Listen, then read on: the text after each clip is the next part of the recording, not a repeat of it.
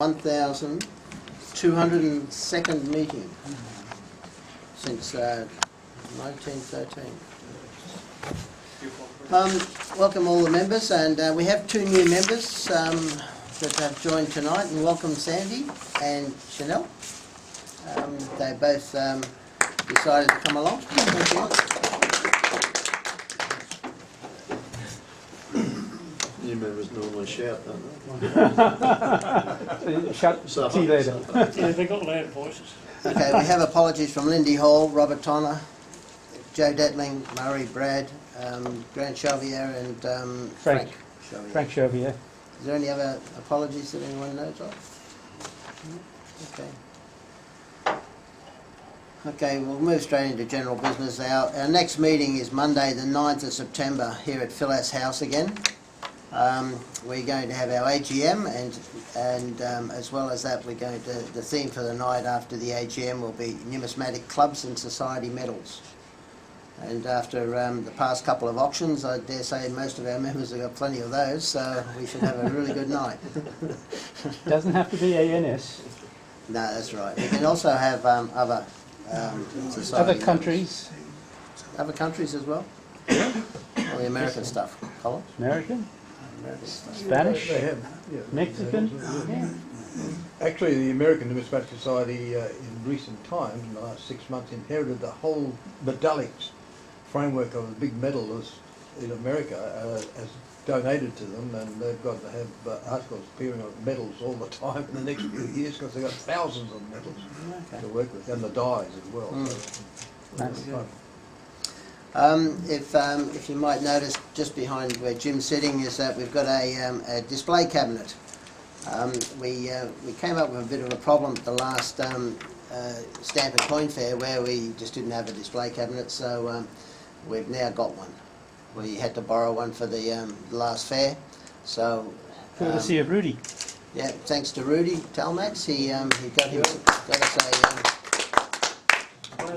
a nice timber and glass display cabinet.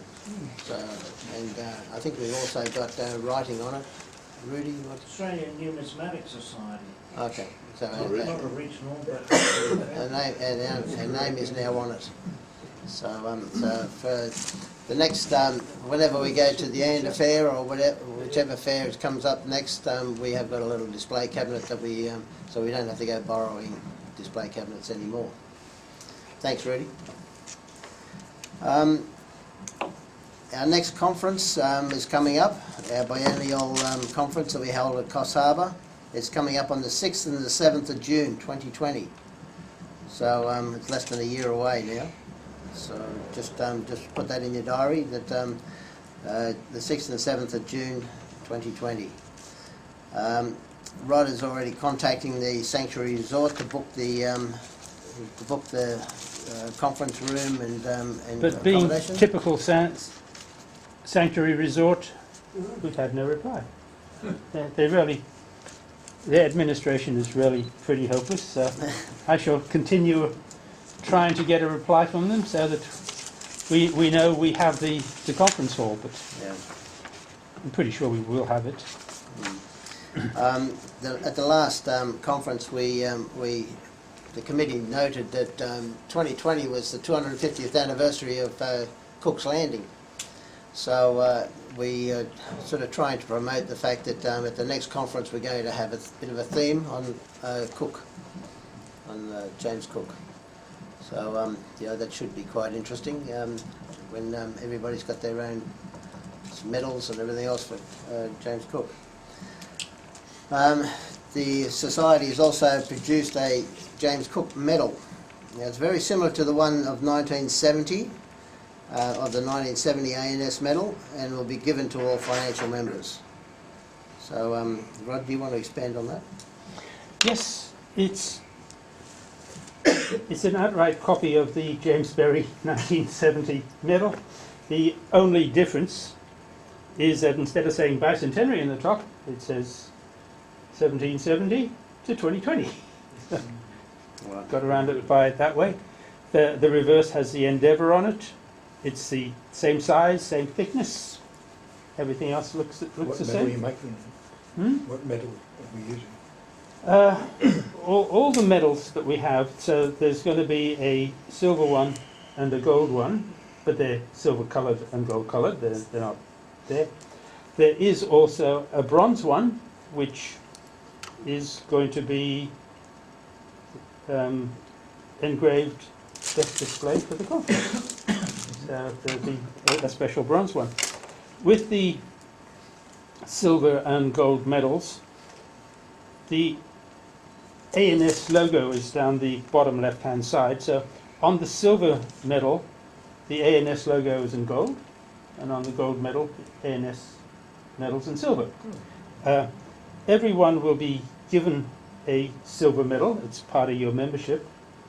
But of course, me being the treasurer and wanting to make money for the society, you can buy the gold one at $15. And actually, it's a heavy chunk of metal. So, you know, if you go by weight, you're getting your money's worth.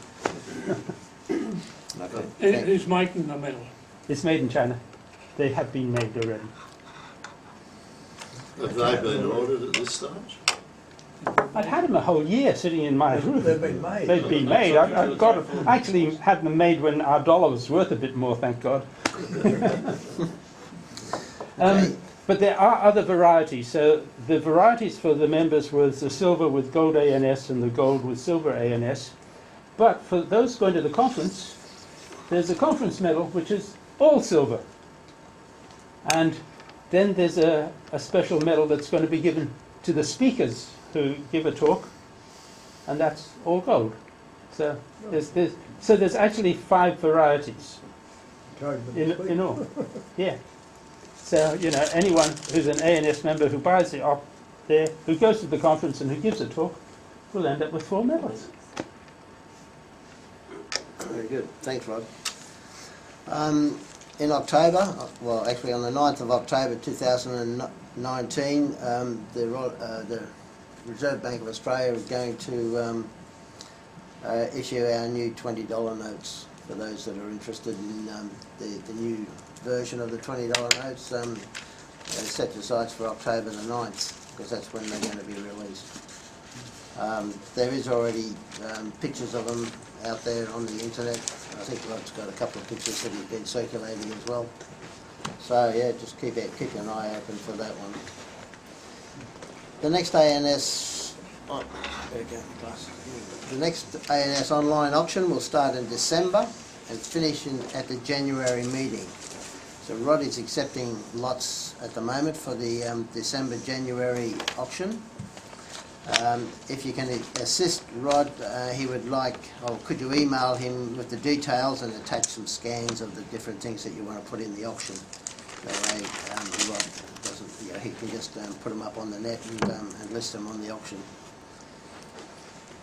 All right. Is there any other general business that you want to bring up? No. Okay, tonight's topic is numismatics of France during the reign of Louis XIV. We have a special speaker tonight. Rudy Talmax is going to talk about his French medals. David might have some And as well.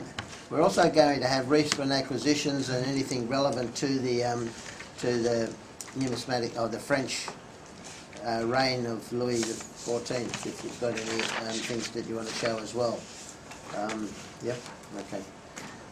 Then, yeah, as well as that, recent acquisitions will allow you to have 2, and then after that we'll have our usual refreshments. So without further ado, Rudy, would you like to give us your talk, please? Okay. Could I apologise in advance? I didn't realise the attendance. Everyone Okay, came to see your material and David's The most material. casually dressed person here because I've got to go for a big drive afterwards. And so please ignore that, just listen.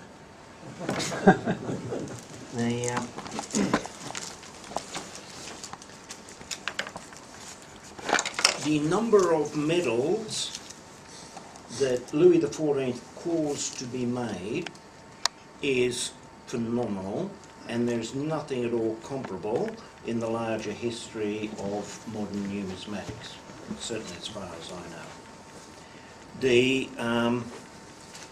The reason that it's very easy to kind of look at these things nowadays is that the policy of the Monnaie de Paris, the French Mint, is to restrike a whole lot of those medals that they think are of historical interest, because they hold all the dies. I think that they probably get the apprentices to clean the dies up a little bit.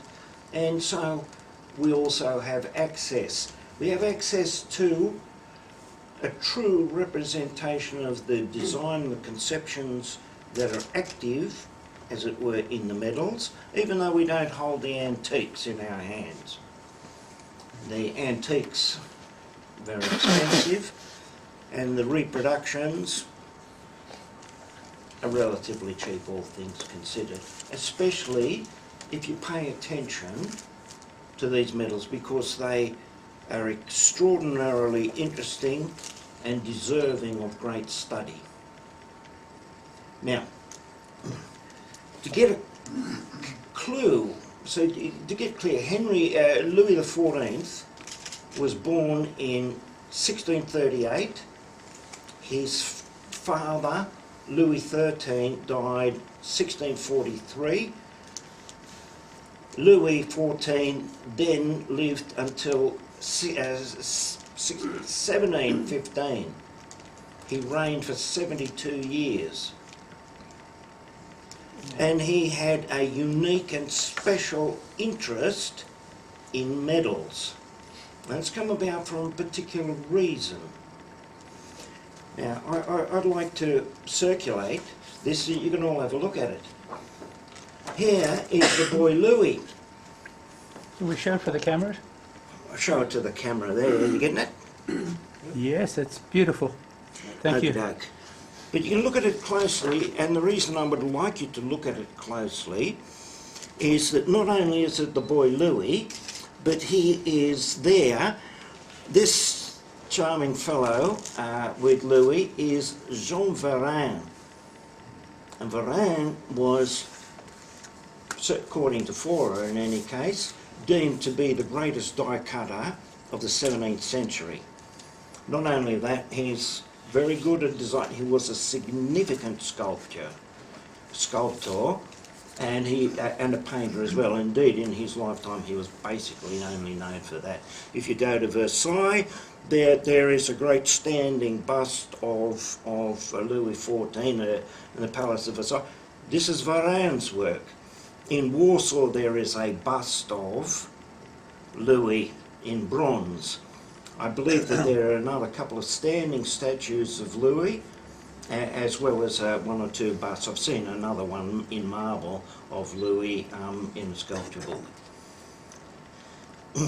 Now, another extraordinary work done by Varin was a bust in gold of Richelieu. Okay, now Richelieu, at the time, in the 1630s and up until Richelieu died in, I think, 1643, about the same time as Louis XIII. Richelieu was the great power behind the throne. Cardinal. Sorry? He's the cardinal. Well, Cardinal was power all over the place, yes. On this one here, to circulate this photo, what you'll see is that there's some medals depicted here. While it's pretty obscure, I think this one in the bottom corner here is of Richelieu, who was the first great patron of Varin. Can we show it to the camera? The one there is of Henry IV, Henry the Great, who was absolutely instrumental.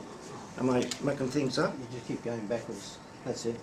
You're going to foul the cable underneath your feet. Okay. So Henry IV was the great Henry IV, who established the Bourbon line. and this is important to understand how the Bourbons understood themselves and the significance of their line. You need that to kind of understand something about Louis.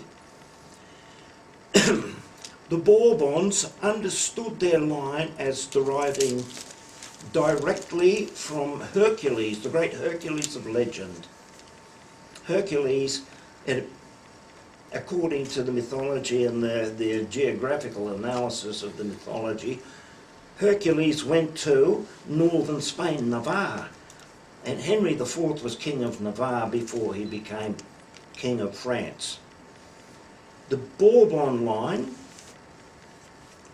according to, and the church was prepared to accept it, to get it clear, they sung praises to Henry IV when he married the Medici heiress back in 1598 or thereabouts. So the Bourbons, endorsed by the church, were in the line from Hercules himself. Now Hercules is a very, very special person in the great history of our culture, in that Hercules is the son of Zeus and an earthly woman. And there are very few who can claim that. Alexander the Great went specially into the desert in North Africa to get confirmation that he likewise was the son of Zeus. Okie doke. And I saw a wonderful documentary that said after Alexander, if you really wanted to be big time, you had to be the son of God. Okie doke. And that appears to be, well, that's at least one scholarly view on the matter, that the saviour of the Christian world likewise had to be shaped in that image in the public mind. In any case, Louis, in viewing this tradition, Louis went right back because in Renaissance time that there was a Hermetic philosophy, all sorts of Hermes Trismegistus, and there's this sort of quasi-occult sort of thing, and the great Amun was the first monotheistic presence in the human mind in the European tradition that starts perhaps even beginning with the Egyptians. So, to circulate this picture, just I'm sort of digress again, that not only to see the medals around it, but there is Jean Varin showing Louis a medal, and you'll notice Louis is paying very close attention because he's actually receiving a lesson. The people around the young king decided that it would contribute greatly to his education to gain sustained tutoring in practical arts as well as the cultural aspects connected with art. And Jean Varin became his tutor. What you'll see, if you look closely at the picture, you'll see Louis's left hand is actually quite dirty. He's been holding a tool, it would appear, and doing polishing, and Varin has given him a lesson. So, have a good look. I'll pass it around so everybody can see for themselves. Now, Varin is an extremely interesting guy. Varin's first patron was Cardinal Richelieu. Varin had prepared a very fine medal of Richelieu, and it's quite a famous one, and you can see images. On the other side, it appears to have a picture of the earth and like a disc in the middle, and the heavens around it. The significance of Richelieu is this. Richelieu was very, very clever, very cunning man in connection with grander policies in which he looked to advance things. The Great Treaties of Westphalia and all that is a plan picked up first from Henry IV. Richelieu subsequently advanced it after Henry's assassination, and a few years had elapsed, so he picked it up along with the Duc de Sully, who was Henry's right-hand man, and it was advanced through, after Richelieu died, Mazarin, Count Mazarin, Cardinal Mazarin, continued Richelieu's work, culminating in the Great Treaties of Westphalia. The Treaties of Westphalia stopped the great religious wars and defeated, in effect, finished off the aristocratic control of Europe and forged the nation-state system. And not only nation-state system, but the balance of forces, so as to bring peace to Europe.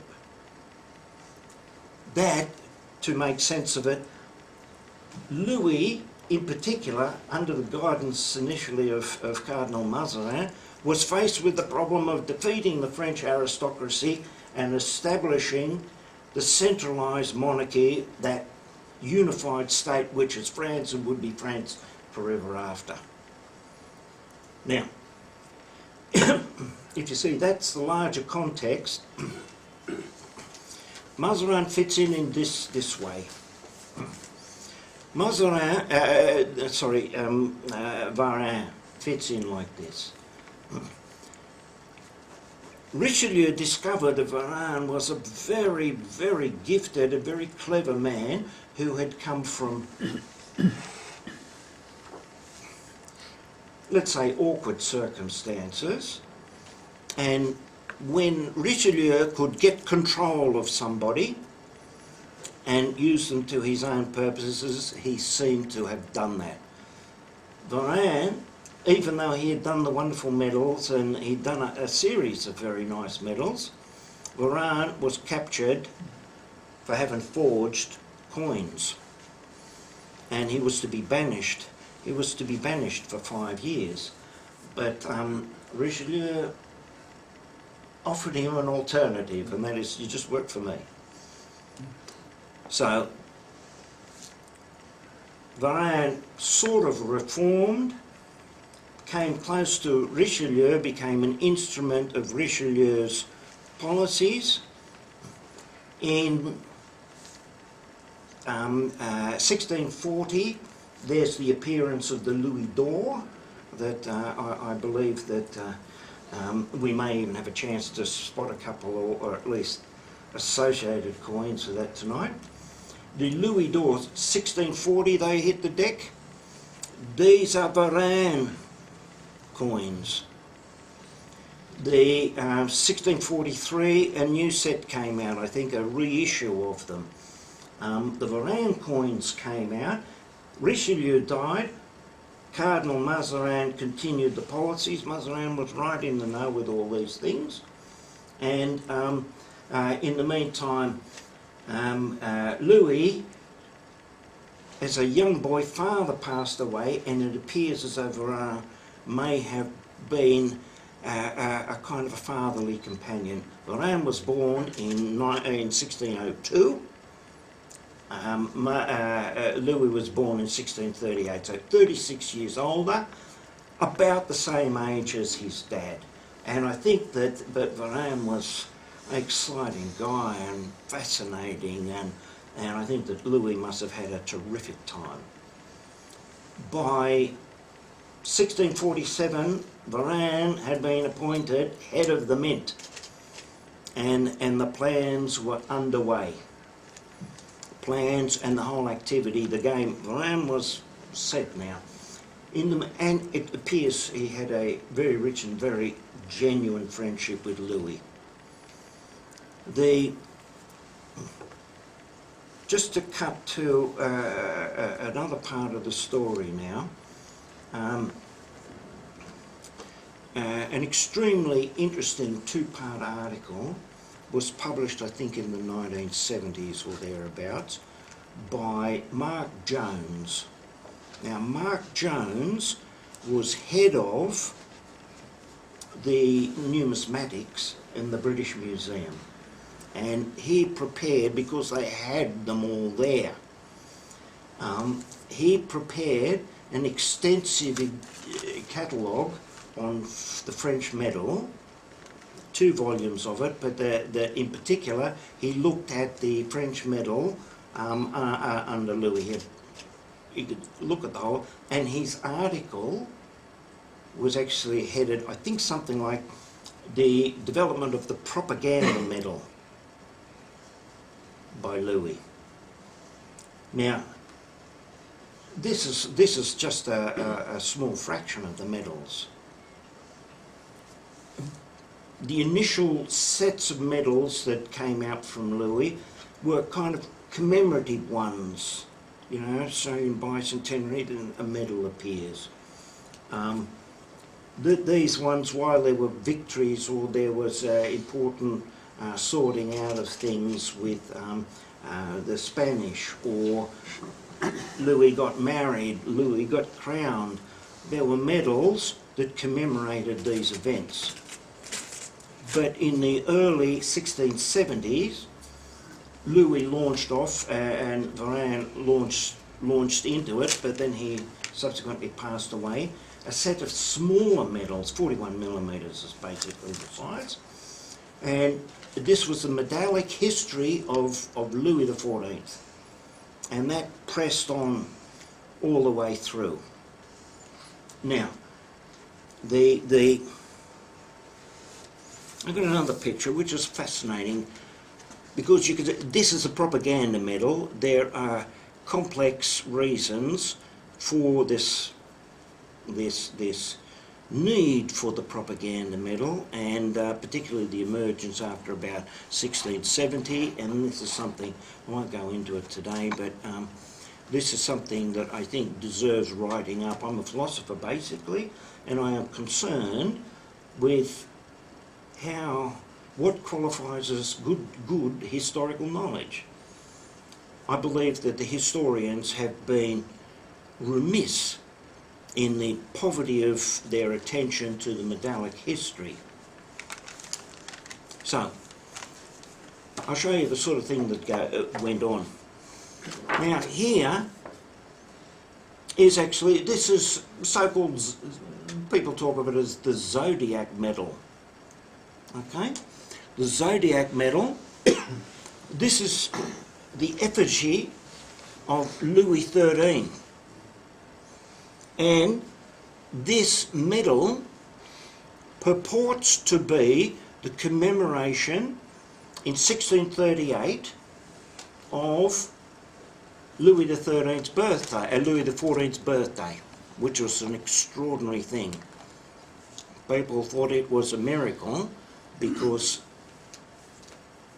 that Louis XIII appeared to be that far away from fathering a son, let alone 2 of them, that far away from it, that it was a miracle. And the story had, oh, well, look, he happened to stay in the same inn one night as Anne of Austria, the estranged wife, who hated him and would have nothing to do with him for years and years and years, and suddenly there's the miracle of Louis XIV. Now, the extraordinary thing about this, and it's the assumption, I guess, that at the time of its making, because this is a Louis XIV medal, right? I'm showing it to you from that point of view. It has got a date here that unfortunately you can't see it in this image. I just downloaded this off the internet. You can't see the date, but the date issued on it, or the date written on it, it's actually Louis XIV's birthday, 1838. And then it's got Muller M-O-L-A-R-T-F. Now, who's Molar? Molar is one of the juniors in the Paris Mint, who's very, very good at his work, and probably was formed and began to flourish under Varane. Okay? Michel Molar was born in 1641. Okay? At 1641, he's 3 years younger than Louis. All right? Furthermore, and this is the really fascinating thing about it, if one looks at this medal, this zodiac medal, over here is a ram. Now, that's not quite orthodox in the zodiac. Sort of come in later. The first time that the historians, the archaeologists have come across this thing, in the early 19th century, it was discovered in some place in Egypt, a great chamber, burial chamber something, which had the zodiac on the roof, and that's the first time they saw the ram there. There are all sorts of traditions moving on behind the curtains for the general public never saw through, which is the world of the aristocrats. Now, what's the significance of the ram? Louis, the Sun King, that sort of Rodney has the Sun King. Put that around. That's once he said Sun King, I decided, well, I better do Sun King stuff. That's what he was known as. This harks back to the Egyptians, and in the Egyptian monotheism, Amun was the first monotheistic god. Okay?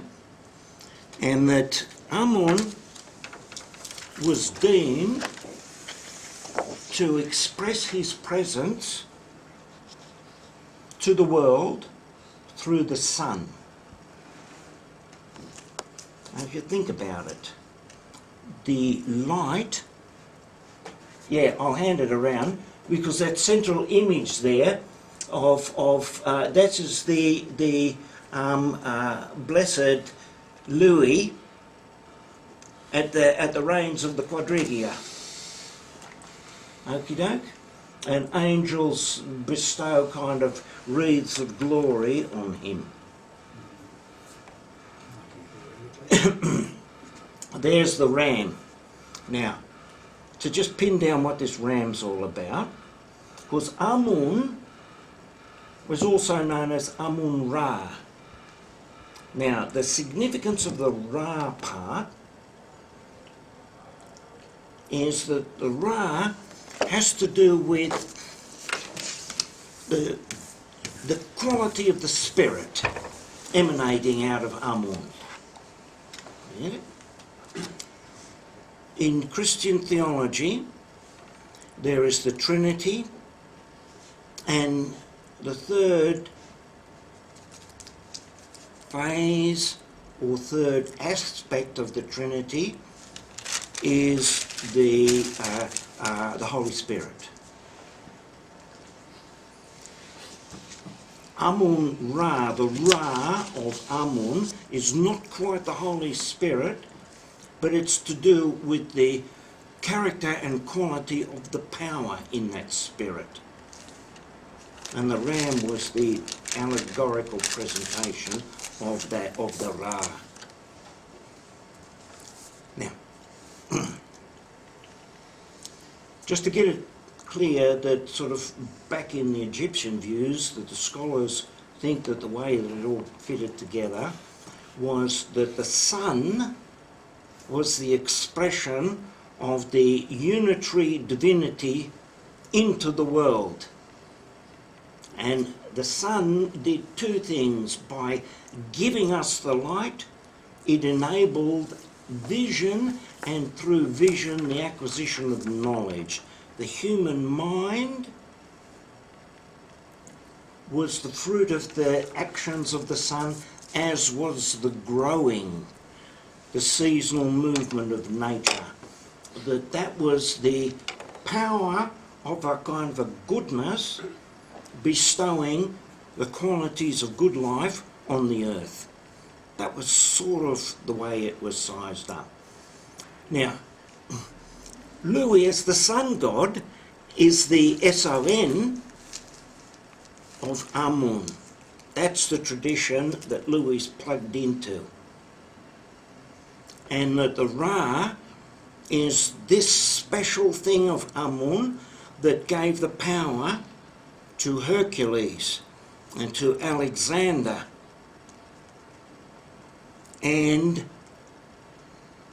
by unstated implication, but an implication nevertheless really urged upon you, is that that's what Louis got as well. So that's the sort of thing that we can see actually at work in these sort of. So this medal that was shown here, the Zodiac medal. It's under the other picture. Yeah. So this Zodiac medal, in the depiction of the ram there, and that this is the medal. Given that Mollar, there was no way that Mollar made this medal in 1638. It was probably made around about the 1670s. This is a pivotal point in the whole Louis history. I'll show you a couple of more medals, just a couple of medals from over here.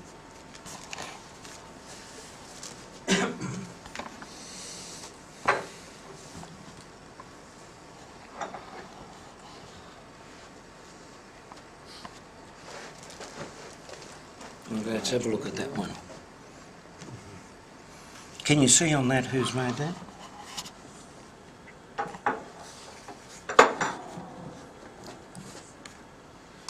Could I have a quick look and I'll just see?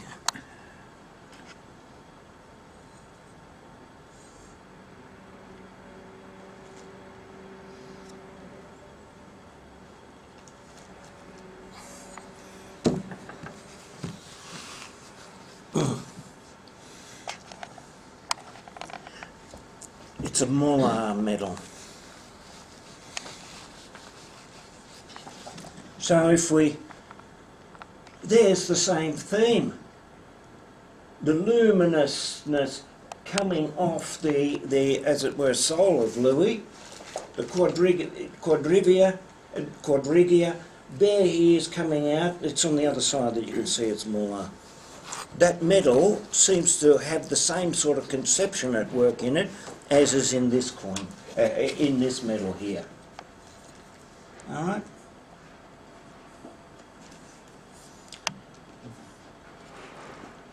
That there, throughout the Louis medals, a little bit more detail. Now it's unfortunate. Where's the book on? Oh yeah, sorry. Unfortunately, that sort of experts will recognise this book, but this is the official medal catalogue of the Monet de Paris. The Louis ones, Louis XIV ones, unfortunately in volume 2.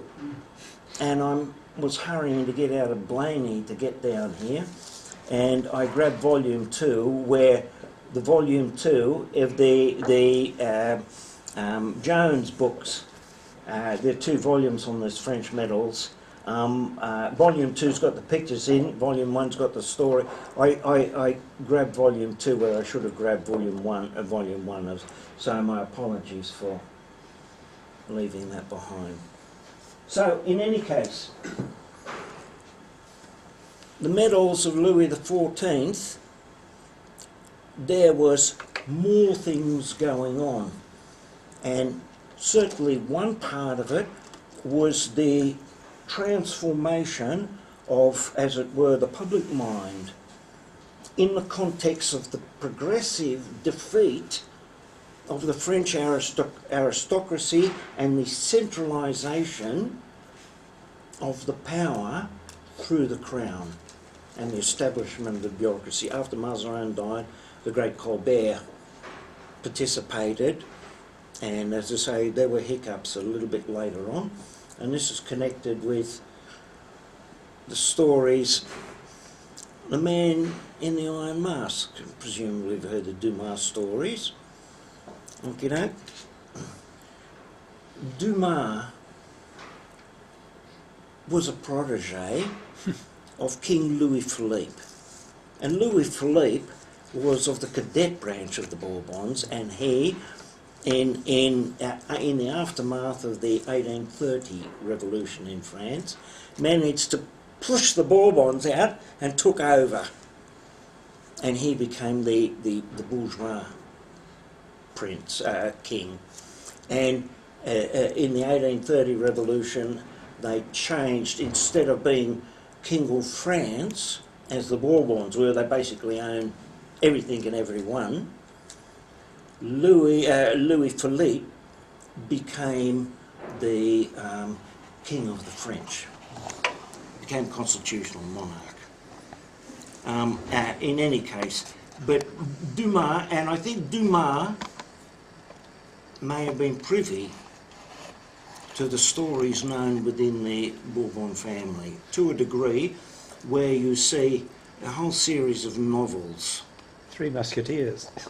And The Man in the Iron Mask 20 years later, but Queen Margaret going back to the Great Massacre in the 1560s, you know, what was it, sort of one of the religious days, St. Bartholomew's Massacre.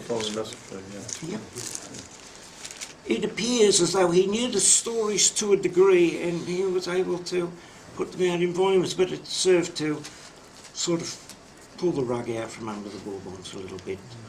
But that's another story. The most important thing is this Man in the Iron Mask. This appears to be a real story. Okay? Voltaire, who was known as certainly in the 19th century as a great historian actually, and his reign of Louis XIV restored to prestige Louis XIV, and we suddenly in the 1798 we suddenly got the Hercules crown as the epitome of the qualities, special qualities of France. Bourbon Hercules.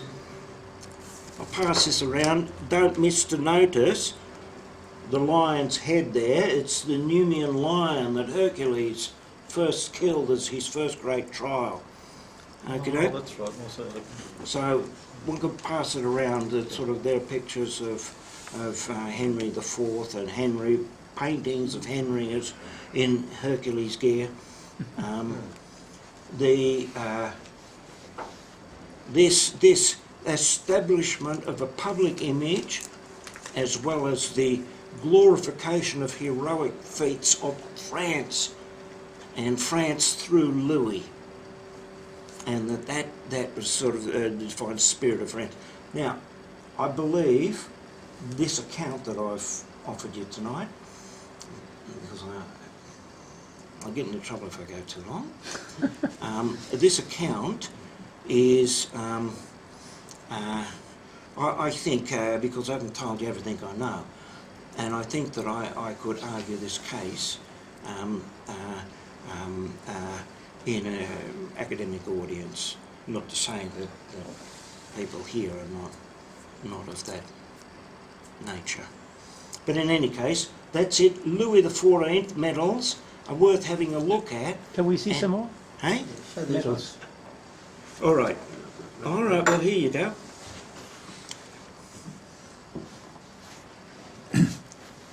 It seems as though the Man in the Iron Mask, because according to the Dumas story, when Louis was born there was a twin brother, and it appears as though that may be true. But you can't have twin brothers, but you can't kill the royal blood either. Who would strike down royal blood? So it appears as though the way the story works is that the twin brother was whisked away and got lost. It looks like he got captured in England, okay, and brought to France. So Voltaire's interviewed people, eyewitnesses, because he really pursued this thing. This was before the Dumas stories were ever written.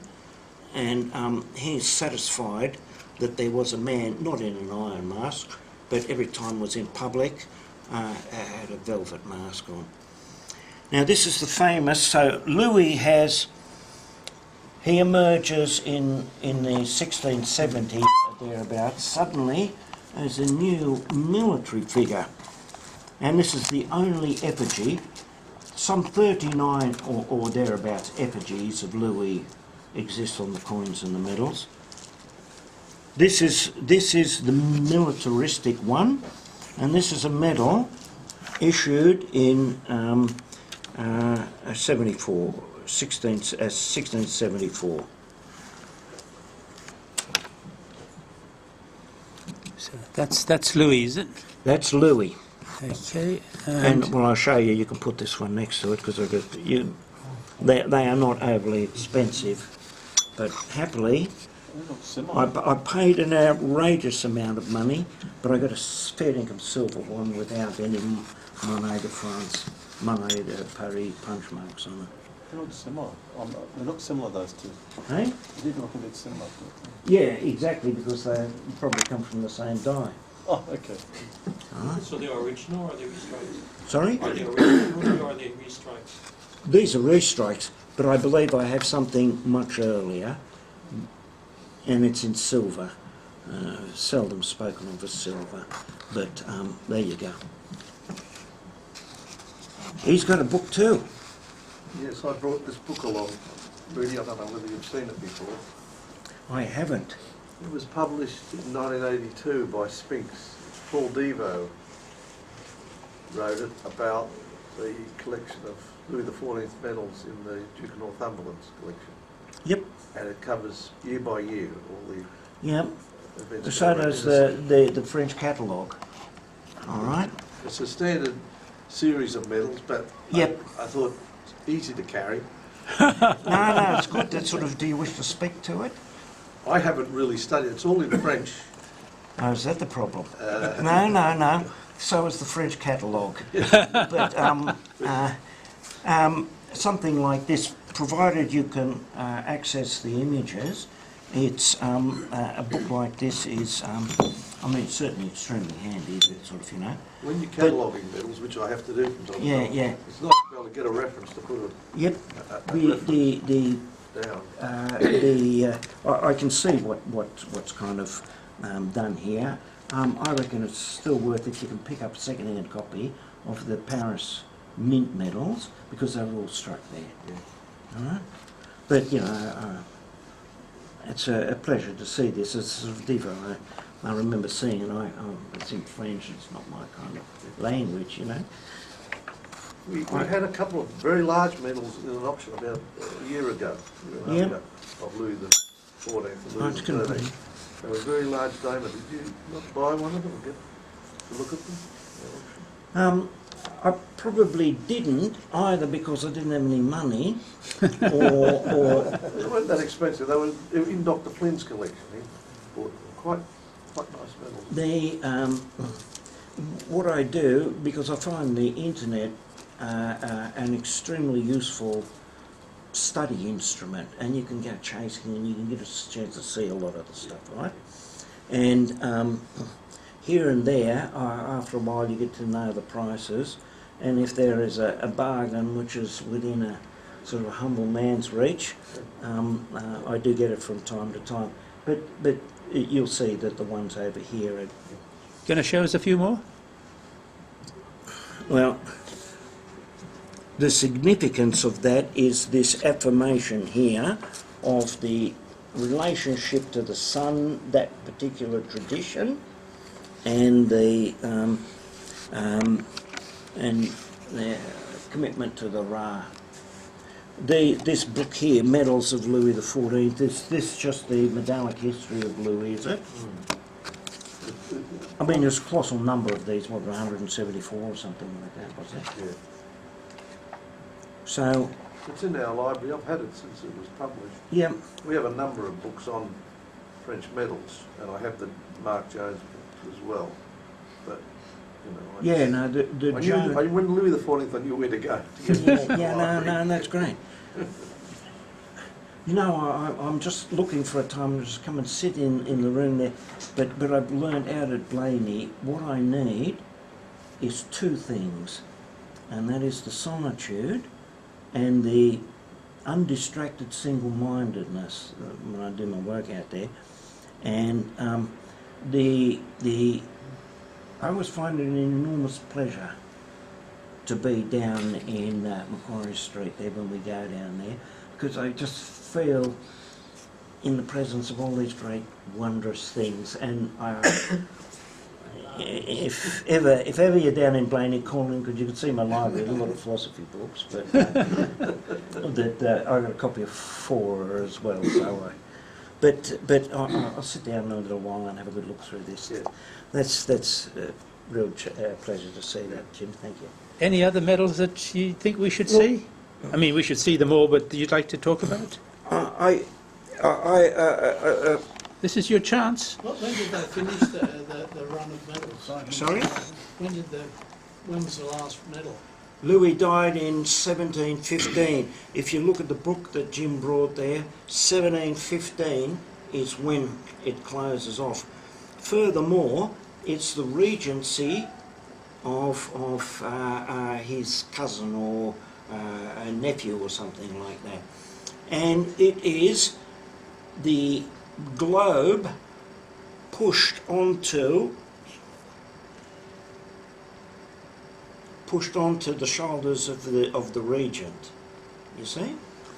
Now this medal, this image of the world being pushed onto the shoulders. One of Hercules' big moves, he had to get something, and the only way it could be got is if Atlas, who carries the world on his shoulders, could get it for him. And what Hercules said, Atlas, can you get it? Look, what I'll do is hold up the world while you get it. And then Atlas produced the whatever was required, and Atlas said, "Oh, I get so tired holding the world up. Why don't you just keep holding it up, and I'll see you later." There's the picture on the... Oh, yeah, of course, yeah, but All right. Now, if you want to take the trouble, this image of Atlas holding the world up, it's a direct take on the statue that you will see in the archaeological museum in Naples. The great, I forget his name, the cardinal. In the 16th century, he developed the first great sculpture collection. That's sort of too much detail in my mind now. That's 1725, isn't it? But that great statue, 15. and that great statue, that's, you know, the one of Rouge, that first medal, which is the first Varane medal that got noticed, where Hercules and Atlas exchanging the medals.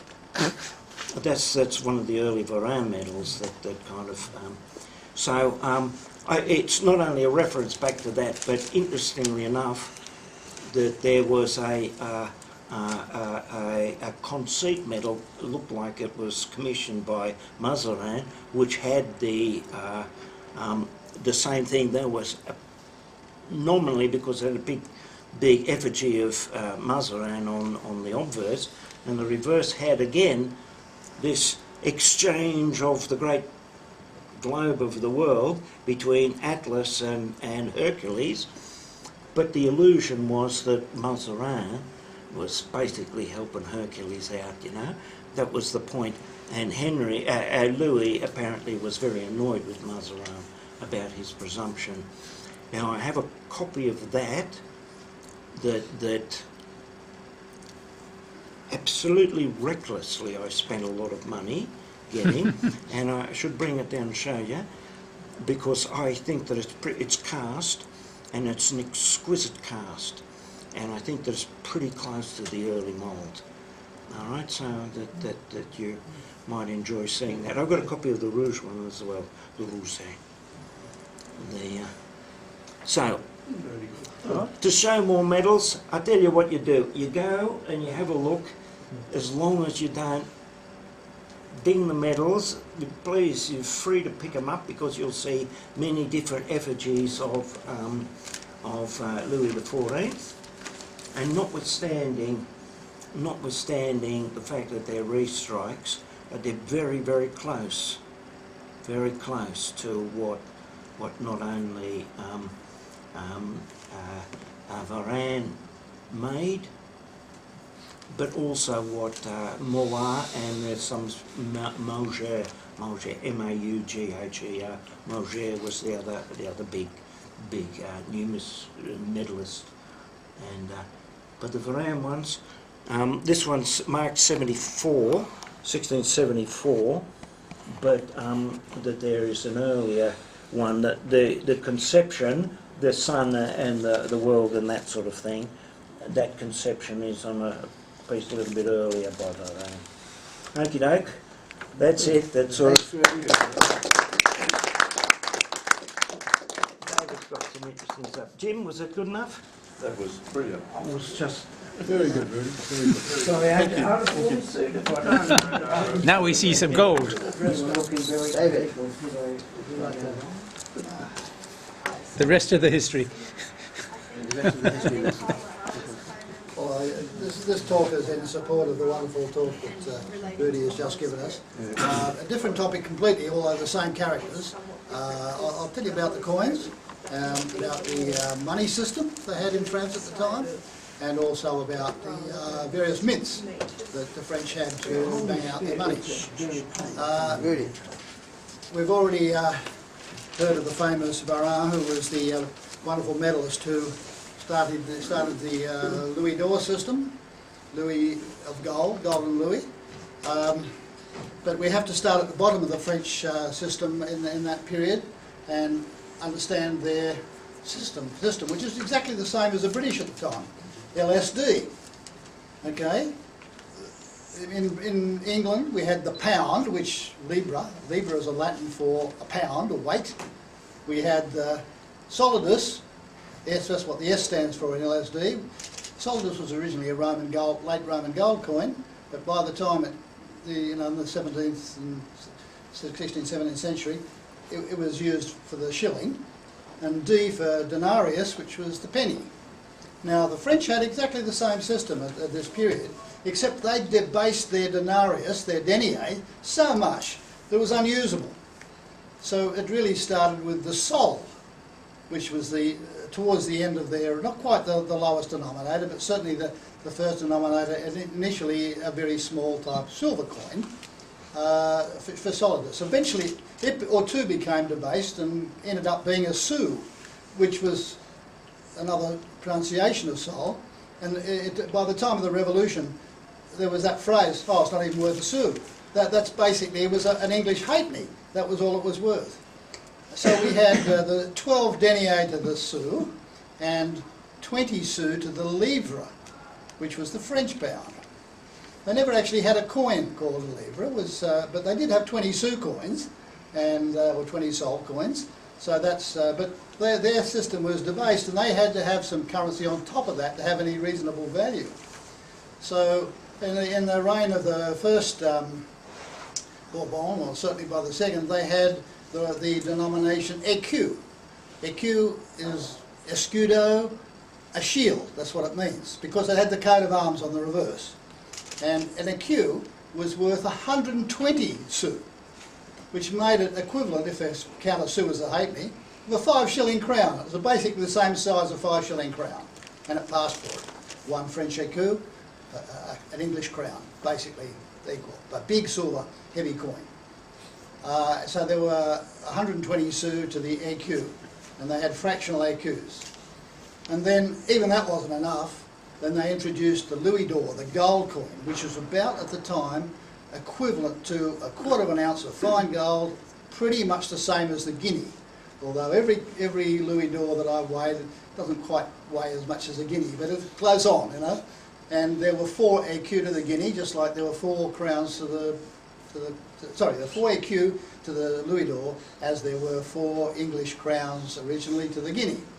And so that's how the system worked. But, you know, debasement and adulteration of the coinage and inflation all the way through means that they don't necessarily retain the same value as they might have at the beginning of the Bourbon dynasty as they did come the Revolution. And so that's the understanding. And the only écu I have, I'm afraid, and we might even start with that, seeing that was one of the big coins, is a late one of not of Louis XIV or Louis XIV, but one of his I don't know, I can't call him grandson, but the Louis XVI, the 16th. And it's an interesting one. But just to, you know, you can see the size of them, like an English crown in size. Not a particularly great coin. But here he is, poor guy. A wonderful date, this one, by the way. So this is the Louis XVI in the late 18th century. Just flip it over, Rod, just to see the date on it. You'll see that there. Okay, upside down. Oh, the Revolution. 1789, the storming of the Bastille, 14th of July, 1789. He wasn't to live much longer than that, I'm afraid, poor Louis. Talk about Louis the Fly. But here we are. Interesting thing too, that's the other thing I want to tell you about. These things were made all over France in different mints. They had a lot of them, far more mints than the English ever had. Leon, is it? And the L at the bottom there, they're all numbered alphabetically. From 1540, even before the Bourbon dynasty came up, they're all numbered alphabetically. You've got to look up the book, and you note that L there at the bottom there, that's actually Bayonne, that right down the South Atlantic coast, big resort town today, Basque country pretty much, and that's where that was minted. So let me just show you this bit here. This is the catalogue, and as Rudy pointed out, oh yeah, I'll leave it there. All the catalogues are French coins are written in French, so that does help. Interestingly too, the catalogue, this is volume 2 of a 2-volume set called The Royal Money of France, as distinct from the feudal and baronial coinage, which is also vast, and you need a separate catalogue for that. From Hugh Capet, which is the first French monarch of the Capetian dynasty, up to Louis XVI, the Louis the 16th. From the reign of even France, I might just start by picking up just Louis XIV, we deal with him, Louis XIV. Excuse me if I go in and out of the French thing, but yeah, I tend to think of him as Louis, you know, Louis XIV, Louis XIV, Louis XV, Louis XV, Louis XVI, Louis XVI, and Louis XIII, of course, the 14th one. But here we go. This is the sort of thing, little book you need, and I'll just show you this for reference. In front of every reign, you see there's a list of all the letters, and so A is always Paris, and then B Rouen, C Saint-Lô. You've got to know that when you pick up a French royal coin, look for the mint letter and see if it's an odd mint, or I mean, half of them you'll see them all minted in Paris. But there's all sorts of, they're minted everywhere, and for every, and that changed occasionally from reign to reign as mints, you know, went out of business and came into business. So that's the first thing you look for when you pick up a French royal coin. Where was it minted? And the obscurer the town, probably the rarer it is anyway. Vimy-Ridge. Right, so that's the AQ system. Now, as I say, let me pick up this one here, which was really where I should have started. Find it.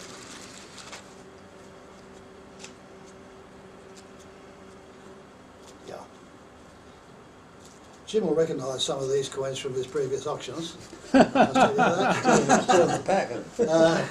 Right, for Louis's father, Louis XIV's father, I have this Demi EQ, which came from the Simpson collection, just the beginning of the year. Not the greatest in terms of fineness, but it's still a nice coin.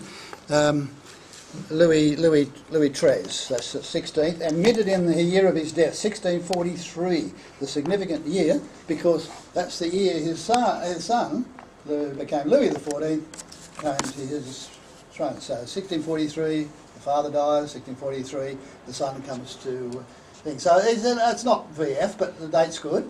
And if you flip it over, the design is absolutely lovely. The 8 L's made into a cross. Okay, just flip it round so that the A is vertical. Paris mint. That's, you can see it immediately. So you can see how the cross is made of the 8 L's, L for Louis, and the crown on the end of each one. That design was copied by the son, and Yeah, and this is a Varane coin, right? it is. Varane was the designer and die sinker, if you like, of these. Because they introduced this, an updated screw press and a new technology, basically. That's right. The new technology had come in, the minting press as opposed to hand striking. Yep. Hand striking went out with his father, Henry the Great, and came in, especially in the 1640s. Now the beauty of these coins, and why this is only the bottom of the series, let me tell you the story of them. Louis XIII was really taken with these, and Louis XIII, the father, was a bit of a gambler. And he said, oh no, that's half of it, can't just single Louis, that's no good. He got them to make double Louis, 4 Louis, 8 Louis and 10 Louis. Great big whopping gold coins, all in, the beautifully made by this famous die sinker.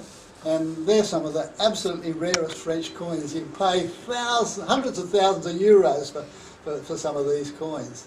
Mind you, there's quite a lot of restrikes too.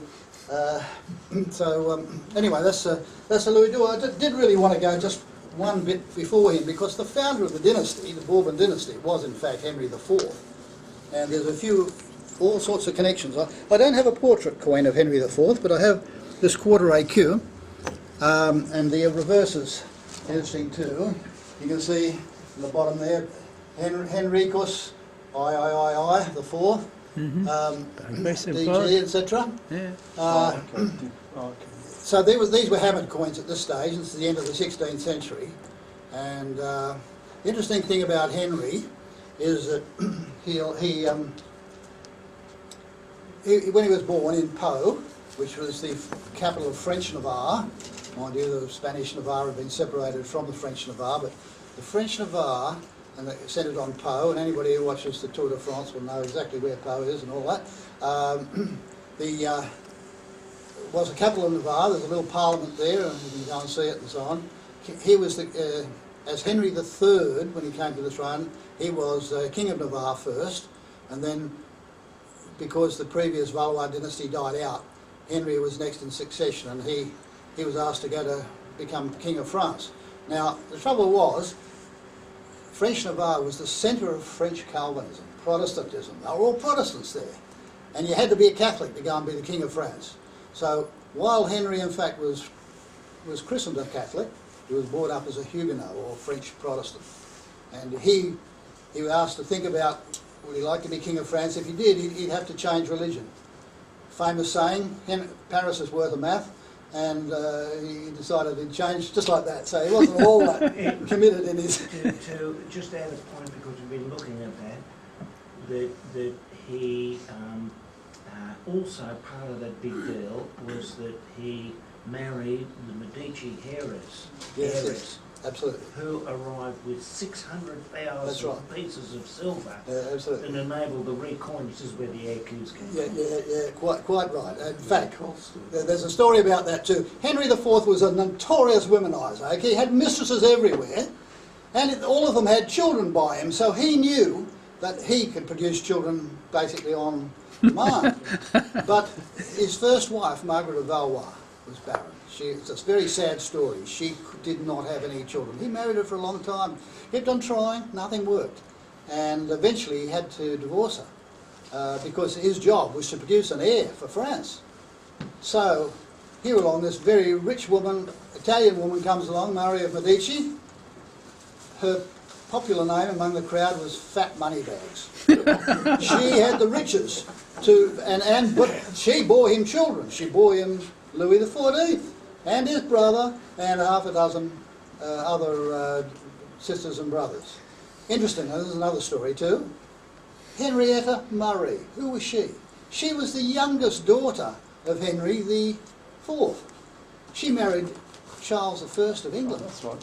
Henrietta Murray. And that's why both her sons, Charles and James, Charles II, James II, were direct cousins of Louis XIV. They were first And cousins. indeed, in the Civil War, they lived in the sort of same place in Paris with Louis. Yeah, yeah. And they were quite close. Yeah. Another interesting fact I found on the internet, Maryland, the state in America. Who was that named after? Which Mary? Henrietta Marie. Oh, was it? Why? Because she was a Catholic. And all the Catholics and so on that were expelled out of England, they all went to Maryland. That's where they all set up. So she was a very popular figure. Didn't know that bit. Just one thing, one before Henry. Jim will remember this. It came out of the Simpson collection not so long ago. Who's that? That's Henry's mother, Jeanne d'Albret. She was Queen of Navarre, and she was the one who instilled in him the Huguenot religion. Henry was always well disposed to Huguenots. That's why when he was king, he gave them sanctuary, protection, by issuing the Edict of Nantes, which basically protected the Huguenots from persecution, because they had awful massacres in the 16th century of them. The French were many of them were very rabid Catholic, and they didn't want any Huguenots or Protestants living with them. That's why he was assassinated. He was assassinated by a Catholic fanatic who thought he was overprotective of the Huguenots in 1610, which allowed his eight-year-old son, eldest son, Louis, who became Louis XIII, to succeed him. All these long Louis, most of them, they came to the throne when they were kids. That's why they ruled so long. Anyway, that's enough of the beginning.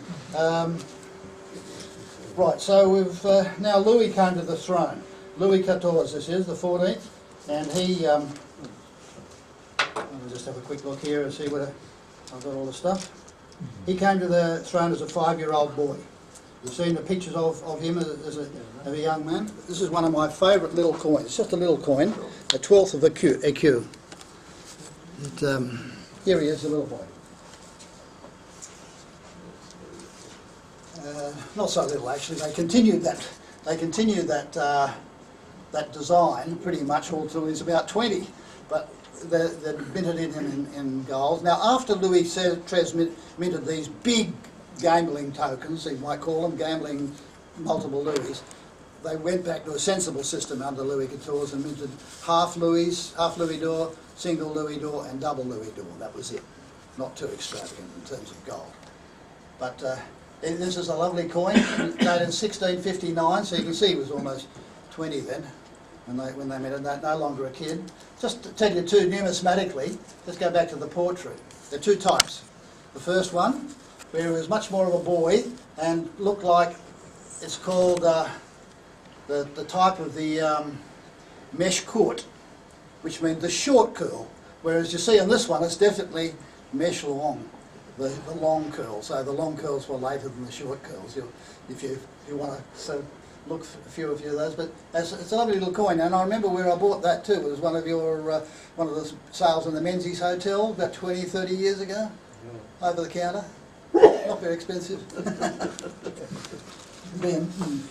Okay, Louis XIV. All right.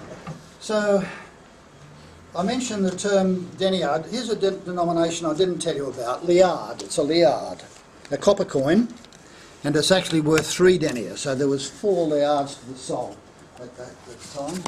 And this is a younger date, even though he looks a little bit older there. He's got a crown on, copper coin, and on the other side is the date and the design. And it's pretty simple. It says Liard de France. And B. Mark B, I won't bore you by looking it up. That's Rouen, in the capital of Normandy, along the Seine from Paris towards the mouth. So that's where that was minted. And I guess the 3 Li probably indicate 3 denier, because that's what it's worth. 4 of those little copper coins. So it's like a farthing or something. And a sol probably at the early dates was worth more like a penny. Next one is, I've only got 5 actually Louis ones, but I might as well show the Louis d'Or at this stage, because it allows me to tell you another thing about the coinage. French had a horrible thing called, in their making their coins, called reformations, or reformation, French pronunciation, which meant when they wanted to remint a new design or something like that, they just collect a lot of the old coins and bung them in the minting press as is, bang, and stamp the new design right on top of the old one. And so you see the old one looking at reformations aren't as worth as much as if they had a clean blank flan, I tell you, because they're not so good looking. Because then you don't want to see all these muddied stampings. But this one is a reformation, but it's not too bad actually. Here's Louis d'Or. This is what the time, I'm not sure what, you remind yourself what date it is. It's a late one. So who was on the throne then in England? Just a sort of 1692, William and Mary. Time of William and Mary, and they were knocking out guineas too, and so it's at a similar rate. But here we are, the French fleur-de-lis, French shield. So that's my one and only Louis d'Or of Louis XIV. I have another coin. This is a half écu, so it's the biggest coin I've got of him. It's not a bad one. Yeah, that's a contemporary coin. That's once again a late portrait. So you see Louis, growing up right through his coinage, and the design on the reverse will give the mint. Okay, anyone see the mint letter? W. That's Lille in the north of France. That area of Lille and north of that was where the late Louis met his nemesis, the Duke of Marlborough, in the War of the Spanish Succession. And the Duke of Marlborough defeated Louis at virtually every battle he fought against him. So this, including the Battle of Blenheim, which was, according to his, including the Duke of Marlborough's descendant, Winston Churchill, was the greatest British battle against the French since Agincourt. It's the greatest victory. So yeah, Louis was set Blenheim, by Ramillies, a very Oudenarde and capable English Malplaquet. general. Those are four big battles. One last little Louis, and then I won't bother with the rest of them. They're later dynasties. They just show similar things, but different types. The last Louis, a little bit worn. I got that in America, I think. Remember, just over the counter, 1703. 1703 was a pretty tricky year for Louis. 1702, he lost all the Spanish treasure at the Vigo Bay. Queen Anne minted all those coins with it labelled Vigo on it. 1703, he had a bit of a relaxed year, but 1704, Battle of Blenheim, and he was very frightened of that. And 1704 too, exactly the same year, same month as the British were fighting in Blenheim. British Navy took Gibraltar and has kept it ever since. So the Spanish were also enemies. So that's probably enough. I do have some later coins, but I think, I might as well just show the Louis d'Ors, okay? A couple of varieties of Louis d'Ors. The gold ones are always nice. One of Louis XV is his great-grandson. And interestingly, because Henry was the ancestor, the beginning, Henry was King of Navarre. This is how the French got Navarre. So you'll always see the titles. DG, by the grace of God, FR, France, E, Navarre. Navarre. And on this particular one, on the reverse, you'll see both the coins, the shields of Navarre and France. So it was only in the Revolution that the revolutionaries declared that Navarre will be indissoluble from France from now on. Otherwise they were sort of theoretically separate kingdoms. And likewise, poor old Louis the 16th, and Louis d'Or of him. This is quite a late one.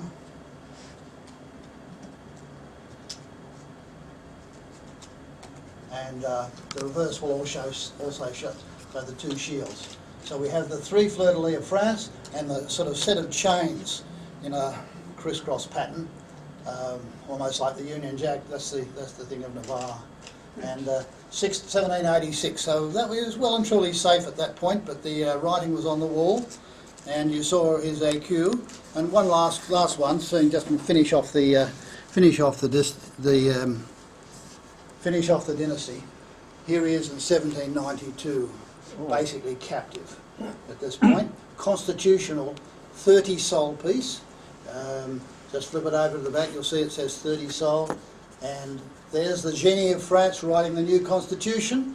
And on the bottom, L'Encatre de la Year Liberté. 4. So 4 years from the falling of the Bastille. Here he is. In the beginning of 1793, that's January 1793, he went to the guillotine. Apparently his last question was, any news about La Perouse? It was a mystery. La Perouse had disappeared 20 years. Unfortunately, they weren't able to help him any. So, anyway, thank you for that.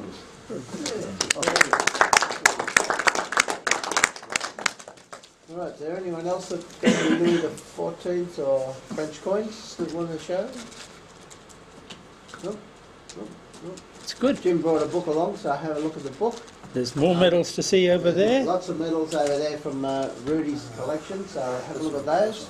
And you can have a look at this French catalogue if you like. And the French catalogue of David. If there's no other original acquisitions, I'll close the meeting and we'll have their refreshments then. Good Thank idea. you all for coming, and thank you.